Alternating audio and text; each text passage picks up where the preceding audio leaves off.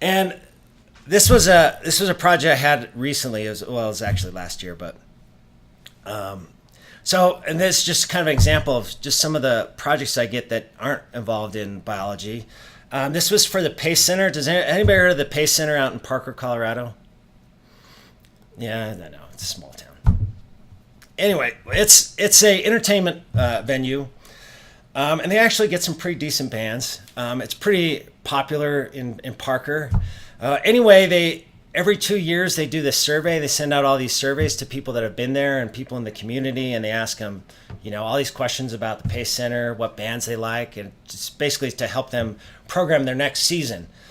So they collected all this information, about 2,000 responses, and I won't say how I'm connected to them, but anyway, they collected all these surveys, and they had no idea what to do with the data. So they're just like, hey, we got all this information. We don't have no idea how to look at it. Does anybody know somebody that knows how to look at it? And somebody knew me and said, hey, can you analyze our data for us? And I'm like, sure, why not? I got the programs. I can do that. I got Excel.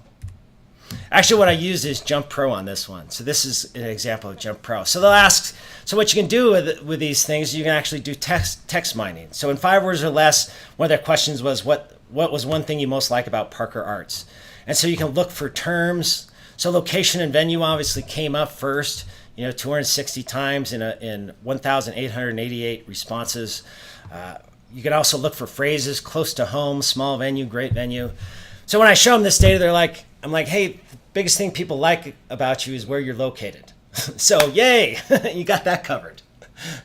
Or you can even go, you can ask them, what would influence you the most as far as buying a ticket from Parker Arts, and obviously the price and family friendly, so I told them, keep your prices down and not too much R-rated stuff, I guess. And what's really cool too is you can, this is kind of hard to see, and I'll explain this, but what you can do is you can kind of use these programs as magnets. So basically the top line in each of these, the different colors are different genres. So the top one's dance, comedy, jazz, blues, classical. Down below would be the number of people that said were interested in this thing or in this topic, and the ones on top were not interested.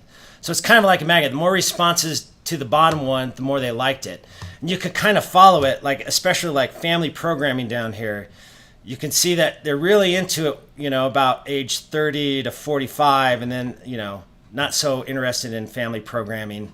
I thought this was interesting. Comedy, and this is binned, the ages are binned down below. But you see, everybody's into comedy until you start getting really old. They're not. And I just lose their sense of humor. And then at the very end, when you're 85, 90, now you're really into comedy. But you can just different ways to look at it. And by the way, everybody loves musical theater. Musicals are huge. I was like, throw musicals. If you have musicals, they'll just sell out all the time. And you can look by, gender. Again, you would imagine more females would be interested in dance than males. Also family programming as well. I was kind of looking for something with the males that were more interested. I'd probably say jazz blues. More males are interested in jazz blues than females. But again, it's just giving them a different way to look at their data. I thought this was really cool. So here's the ages binned here.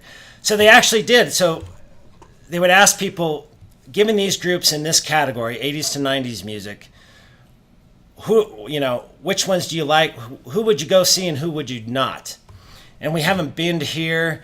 You got 10,000 Maniacs, Los Lobos, Hanson, Third Eye Blind, and then if they didn't want any of them, they put none of the above. So you can actually see, they were trying to get a younger audience.